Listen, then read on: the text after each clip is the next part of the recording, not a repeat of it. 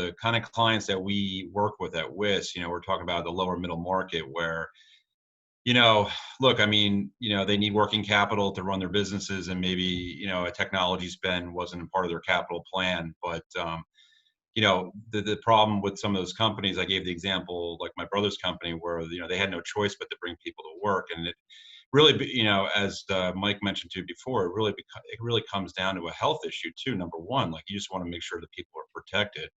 Number one, and so companies like Chubb, company like WIS, company like Cushman Wakefield, we've made those investments in technology, and we can pause a little bit, and we don't really need to force to bring our people back right away. But a lot of the companies that we work with at WIS are really faced with those challenges, and what do they do at this point? This is, I think, a calling card to maybe consider investing more in technology. And I don't think it's really it's not. I mean, accounting obviously is our number one thing that we focus on, about accounting and how it relates to cash flow and paying your bills and things like that. But I think also too, it's there's all sorts of technology around HR, procurement, marketing. How do you do all those things? So I think there's a big challenge in that, and I think we've been talking a lot about that internally, and how do we help our clients do that successfully. So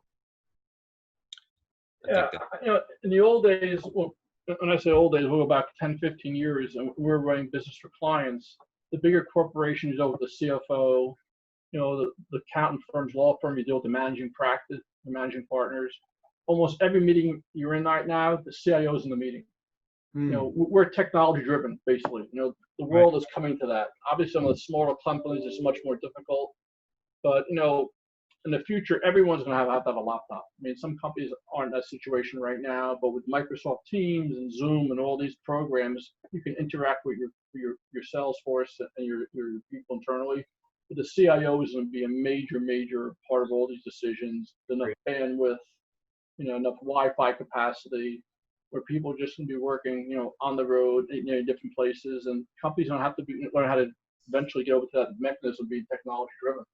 yeah, I mean, it's part of Paul's vision as a leader of the WIS is that we, really have to become be a technology company, not only an accounting firm, but be a technology company. So, that's important. And, the reason why also it's important is that attracting talent too.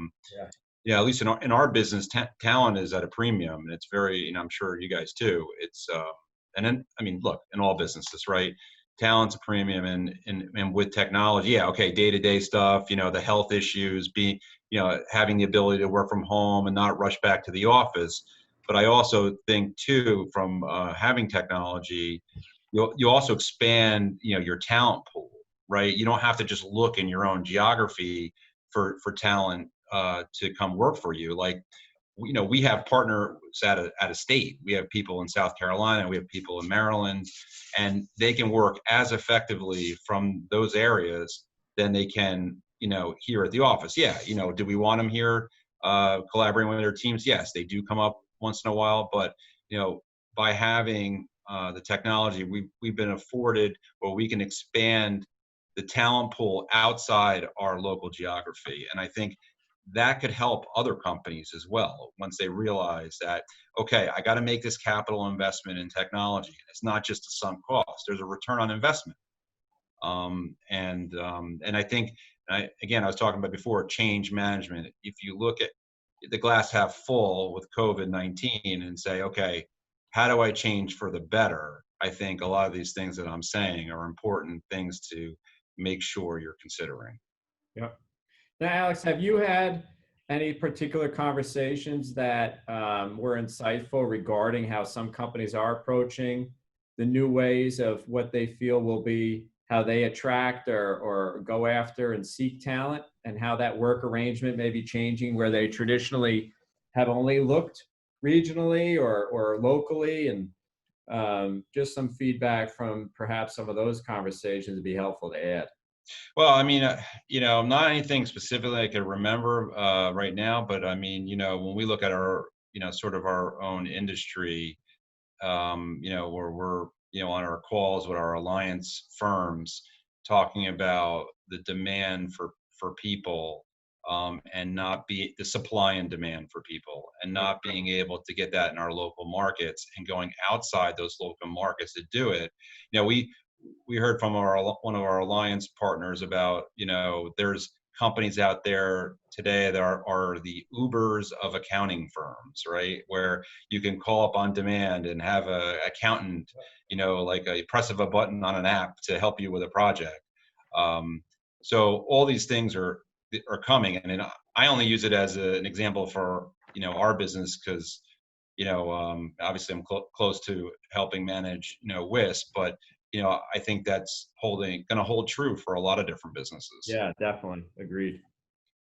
Um, So how are some of the companies dealing with working from home, and what adjustments do you see those companies making? I know you have presently been assisting some companies in the back office operational end of it, and how you're keeping some of that aspect going for them, and how they outsource some functions and had been prepared to do so beforehand, but that there have been some companies that have really looked hard at, well, maybe we should be doing more of that now.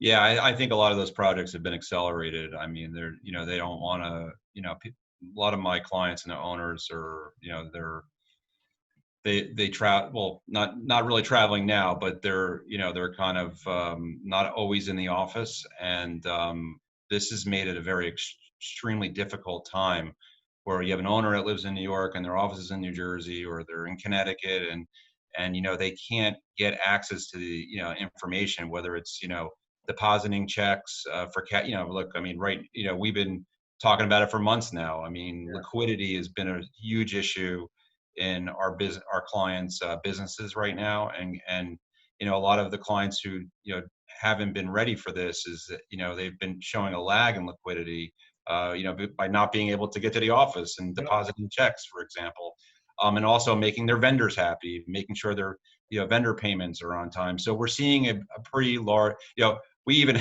we even have clients like, can you come out and start taking a look at our database, and let's get this thing moving now. So we've had a lot of these projects, they've been accelerated. There's no doubt about it.